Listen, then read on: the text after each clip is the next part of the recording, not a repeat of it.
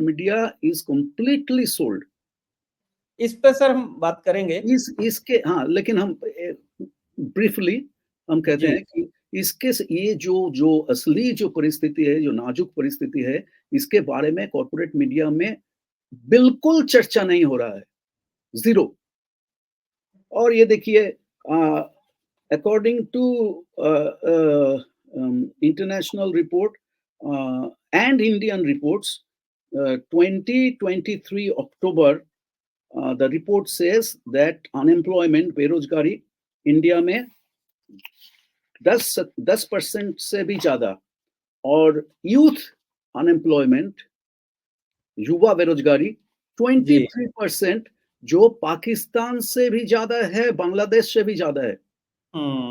और मोदी ने कहा था कि 2 करोड़ नौकरी हर साल में, कहाँ गया 2 करोड़ नौकरी हर साल में?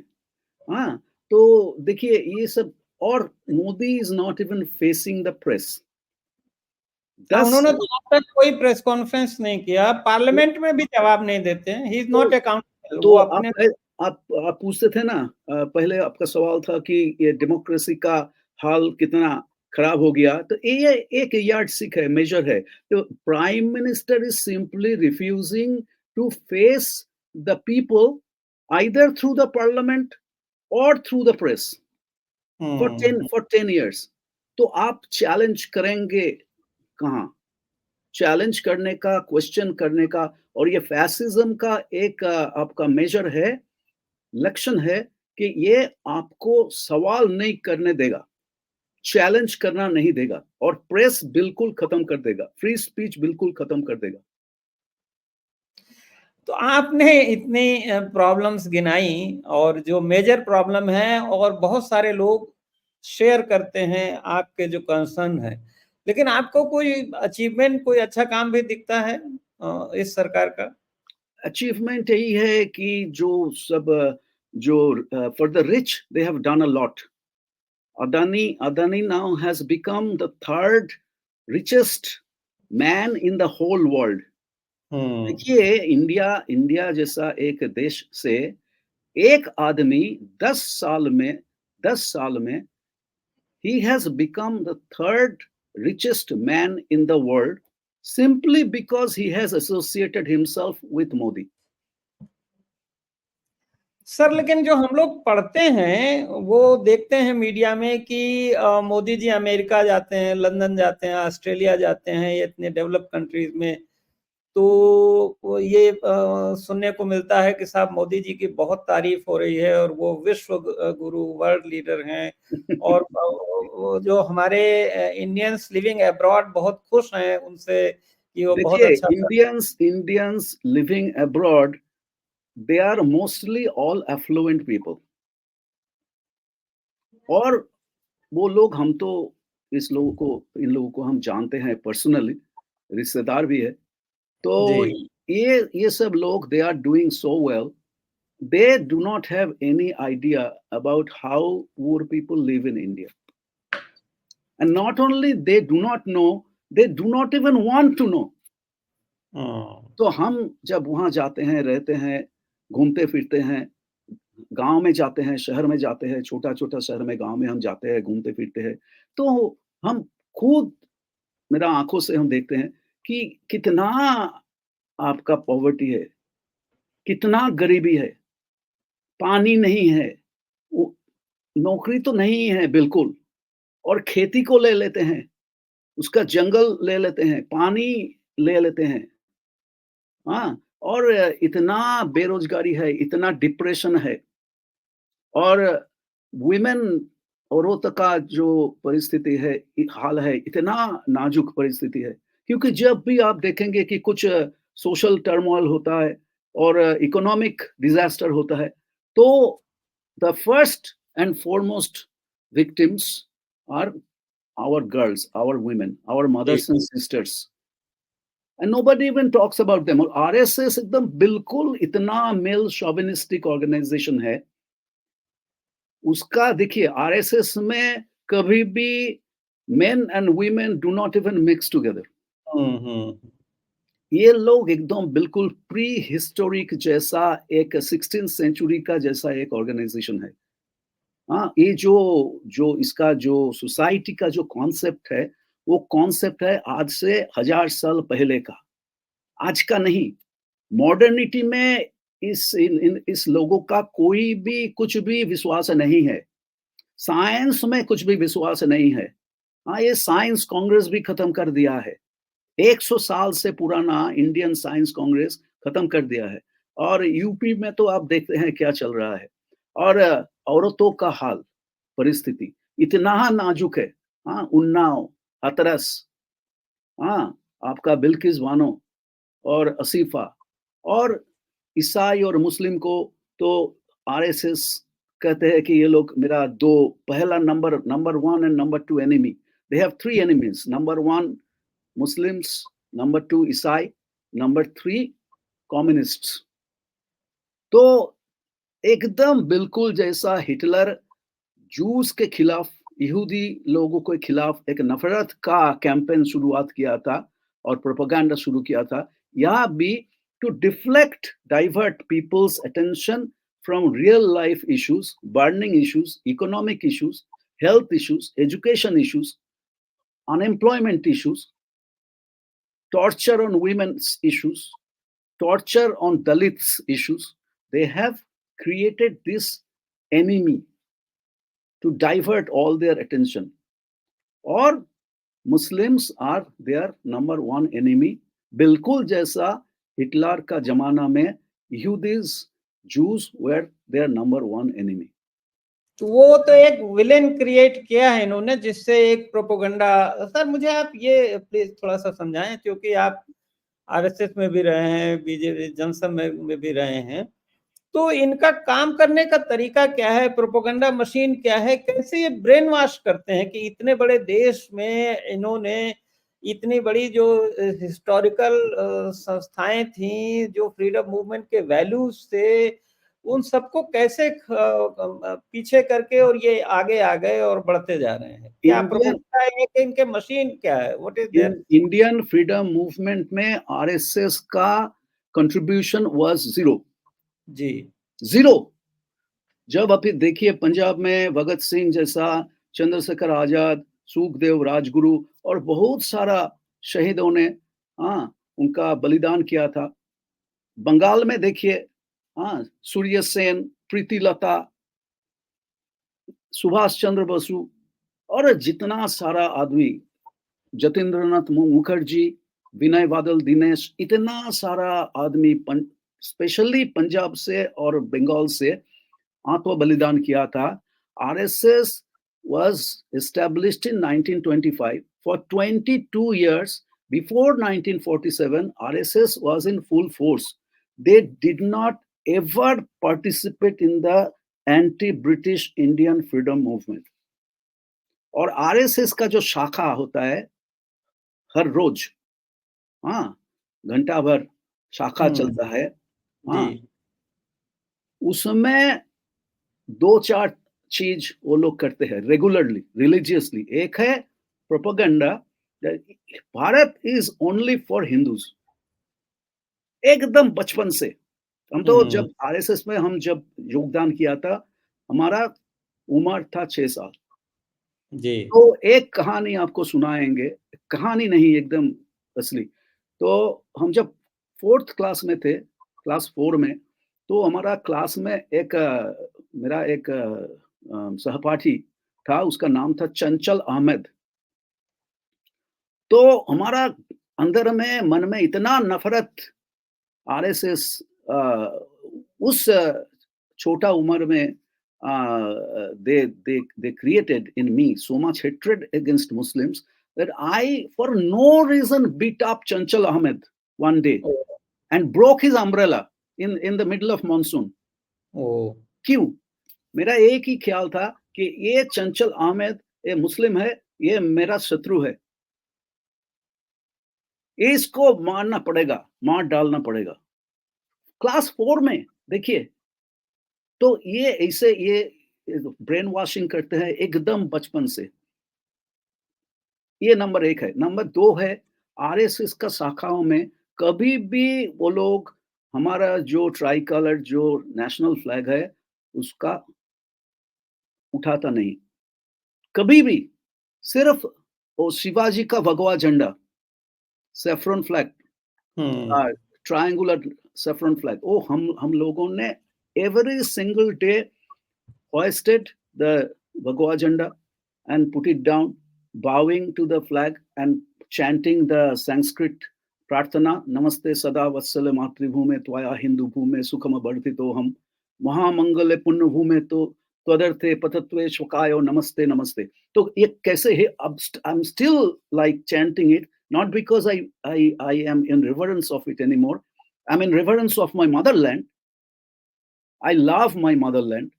I belong to my motherland, but I hate RSS's fascist ideology and BJP's politics of hate, violence, and propaganda. जातीय संगीत हमारा जो नेशनल जो जनगण मन कभी भी वहां नहीं गाते थे हम कभी नहीं गाए हमारे इतना आरएसएस का आई वाज अ सिंगर तो आरएसएस का अंदर में every single day before the end of the shakha they would sing some songs and there will be some discourse so the discourse is primarily based on one theme that Bharat is only for Hindus और हुँ। जो लोग सब है वो लोग सब हमारा जो दुश्मन है हाँ ये भारतीय आइडेंटिटी नहीं नहीं है नहीं रहना चाहिए सिटीजनशिप नहीं रहना चाहिए ये सब बहिरागत बहिरागत आउटसाइडर है और India is only for Hindus that's propaganda number one and then they will sing all kinds of patriotic songs based on wherever they are in up they would sing in hindi in karnataka they would sing in kannada in gujarat they would sing in gujarati and things like that लेकिन कभी भी जनगण मन अधिनायक जय हे भारत भाग्य विधाता कभी भी नहीं गाया हम लोग और इनका जो लिस्ट ऑफ फेस्टिविटीज है आरएसएस का जो ऑफिशियल लिस्ट ऑफ फेस्टिवल्स है उसमें ओमिशन क्या है अब जानते हैं 15th August is not included देखिए सोचिए 15th August is celebrated as a birthday of Rishi Aravind, which is okay, but not listed as Indian Independence Day. ये एकदम बिल्कुल विश्वास नहीं करते हैं इंडियन जो लोकतंत्र इंडियन जो कॉन्स्टिट्यूशन ये लोग और एक बार ये लोग वापस आएगा तो एकदम इंडियन कॉन्स्टिट्यूशन एकदम बराबर के लिए खत्म हो जाएगा तो आपको कुछ आइडिया है क्या करेंगे what do they want to do they will first of all they will declare India as Hindu nation. Hindus are the citizens, everybody else they are like outsiders. They will be treated with CAA and NRC and whatnot. Opposition will be completely crushed. They have already brought in UAPA and all kinds of draconian laws. उन्होंने जो चुनाव के time पे जो main opposition party है उसके accounts freeze कर दिए हैं और 2 चीफ मिनिस्टर्स को उन्होंने जेल में डाला हुआ है जेल में डाल दिया बहुत सारे मतलब लोगों को कंपेल किया है कि या तो वो बीजेपी में आ जाएं नहीं तो जेल भेज देंगे और तो बीजेपी में आ जाओ तो सब काला सब सफेद हो जाएगा ये देखिए असम का जो चीफ मिनिस्टर है हेमंत विश्व शर्मा ये तो कांग्रेस का थे पहले तो जब कांग्रेस में विश्व शर्मा थे तो उनके खिलाफ RSS BJP they published books and booklets listing all his corruption जब वो बीजेपी में चला गया तो सब कुछ सफेद हो गया हेमंत विश्व Sharma is one of their biggest most dangerous personalities next to probably your UPs. They have created this fear tactics. Everybody is so fearful, so afraid. सब कुछ एकदम बिल्कुल डरपोक है और एकदम कुछ भी काम आप करेंगे इसके खिलाफ तो आपको टेररिस्ट बना देंगे और कुछ ना कुछ आरोप आपके ऊपर लगा देंगे और आपको यूएपीए कर देंगे और आपका बैकग्राउंड में एकदम छोटा-मोटा कुछ भी वो लोग का मिल जाएगा तो आपका एकदम हाल एकदम नाजुक कर देंगे। There will be practically zero opposition. And now they are talking about Nadda, JP Nadda and all these people, they are talking about completely officially destroying regionalism. Okay. There will be no regional parties. Hindi will be the only language, official language, and not just Hindi, a particular variety of Hindi. I have nothing against Hindi. My Hindi is not that great. My apologies for that, but I can manage. But they are going to destroy every type of lifestyle, every type of rituals, cultural diversity, lifestyle diversity, and they will impose a supremacist, very militant and violent Hindutva doctrine on everybody else.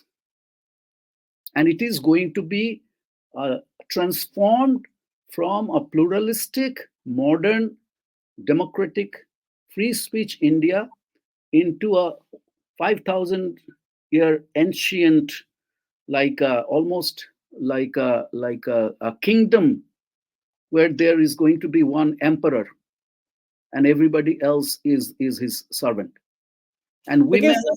हमारे यहाँ तो अलग अलग जो चाहे कश्मीर में हो, पंजाब में हो, हरियाणा में हो, हमारा वेस्टर्न यूपी हो, ब्रज क्षेत्र हो, फिर उधर चाहे बंगाल में हो, केरल में हो, मलयालम लैंग्वेज और वहाँ के जो कल्चर है, तेलंगाना में है या कर्नाटका में है, तमिलनाडु में है, ये सारी जो लैंग्वेजेस और कल्चर तो बहुत रिच रही हैं। इनमें से कई लैंग्वेजेस तो हिंदी से बहुत पुरानी हैं और ज़्यादा रिच हैं।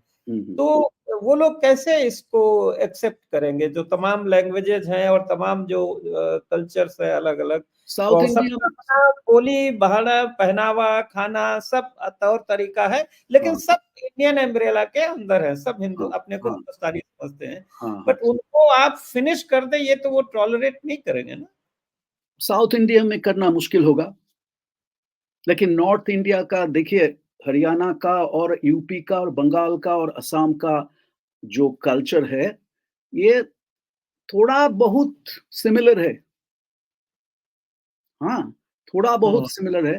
तो इसीलिए नॉर्थ इंडिया में स्लोली ये जो उसका जो आरएसएस वाला जो आपका जैसे वो एनविशन करते हैं इंडिया को, भारतवर्ष को, तो ये इम्पोज़ करना थोड़ा-सा आसान है। अगर इसके पास ज़्यादा पावर हो तो ये चुनाव इसीलिए इतना क्रिटिकल है कि ये सिर्फ एक इलेक्शन और एक 5 ईयर रोटेशन ऑफ चुनाव नहीं है।